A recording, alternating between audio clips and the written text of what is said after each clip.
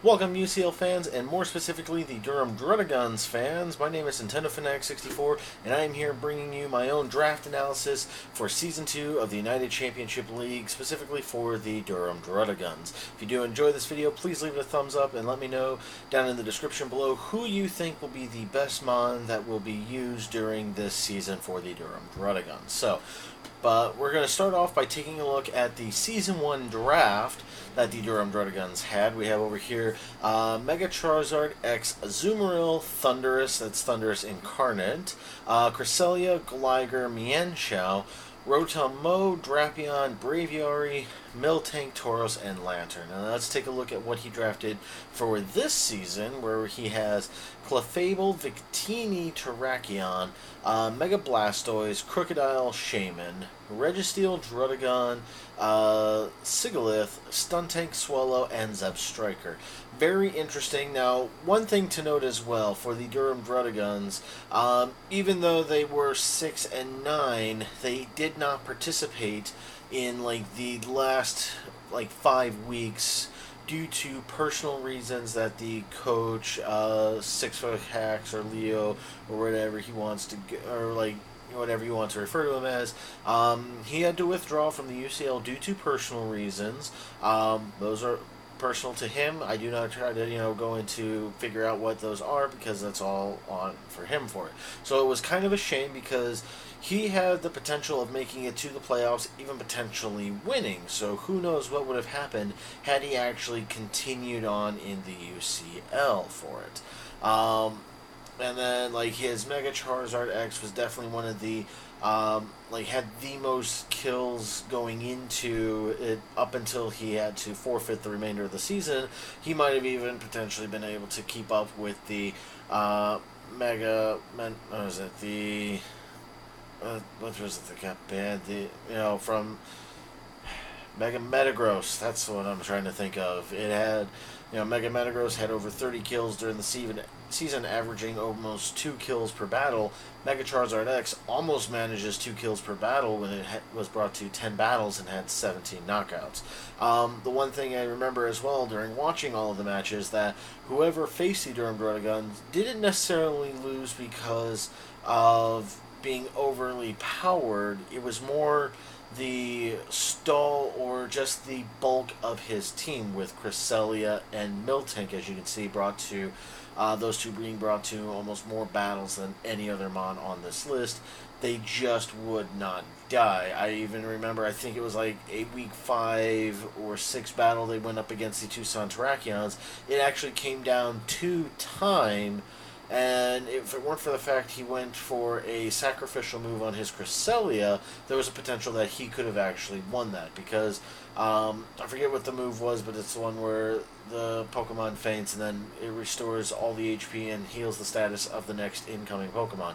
Had he not done that, they were tied 3-3, and then it went to a 3-2, so therefore the timer automatically chose it to be the Tucson Terrakions as the winner, since they had 3 Pokemon left. It was very close. It could have gone really either way. Had the time just been a little bit longer, then maybe they would have won for it, or if it was calculated differently for it. But as we can see this season, not as much bulk. Still has some, bulky mons there. Clefable, Blastoise, Registeel, I believe Druddigon I've seen run defensively with, Rocky Helmet and stuff like that, Rough Skin Rocky Helmet combo. Stuntank, I think I've seen a few defensive Stuntanks out there, so definitely has a few defensive mons on there, but this time a little bit more rounded, you could say, with it, running Victini, which could be a very powerful offensive, running either, physically, especially depending on how you want to run it. Terrakion, he feels he sniped from, the Tucson Terrakions, but they didn't even plan on drafting it this season, nor did they even do it in the first season. Crocodile was definitely a snipe that he got from the Tucson Terrakions, because they were planning on drafting Crocodile again this season for it. A very interesting thing, as you can see, the number 1 by the Registeel was because he was actually the number 1 draft pick for the RU tier as well. Sigalith, I've seen Sigalith running it, where it has the Psycho Shift or whatever, where it transfers the status from itself to another Pokemon, holding a Flame Orb and has Magic Guard so it doesn't take the burn damage. So we could see something like that, which would be very interesting. Shaman obviously has to be basic Shaman. Shaman Sky is Ubers for it. Can be run all kinds of different ways. Just have to be careful with that Seed Flare because, as we saw in Season 1, a Seed Flare miss could cost you the game.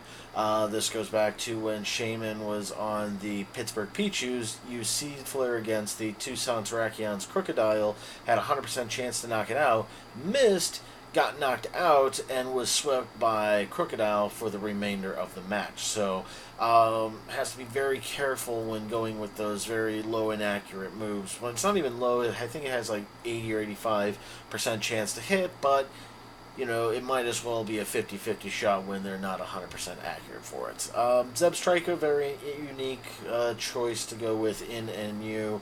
I think just was looking for a electric type because doesn't really have. I think that is his.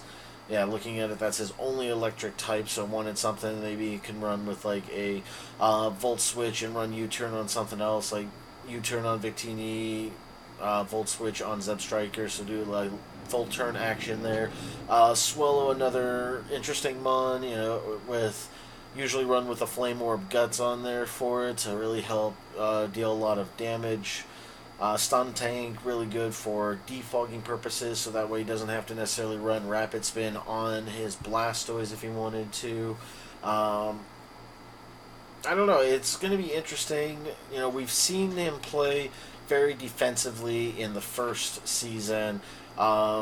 Not as many defenses here, but I can definitely expect to see like a lot of Clefable, Registeel. I can see Druddigon being brought to a lot of the matches.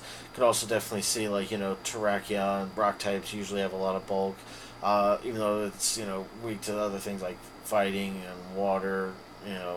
We'll have to wait and see what happens, but I don't know. Clefable, Blastoise, Registeel, Druddigon, I feel those are going to be the main ones used just based upon the playstyle from Season 1. Again, I'm sure he has multiple different playstyles. This is just what I saw in Season 1. A lot of defensive uses, and these are some of the more defensive mons that he has at his disposal for it. So, but we'll just have to wait and see. Of course, Season 1 will begin on June 17th. I think it was 17th. I'm just double checking that. 16th. My bad, June 16th, on Saturday, June 16th. And we will continue to be doing all of these videos up until right before that does happen on it. Again, all this unofficial, just me having fun. If he does, I'm sure that Leo has his own,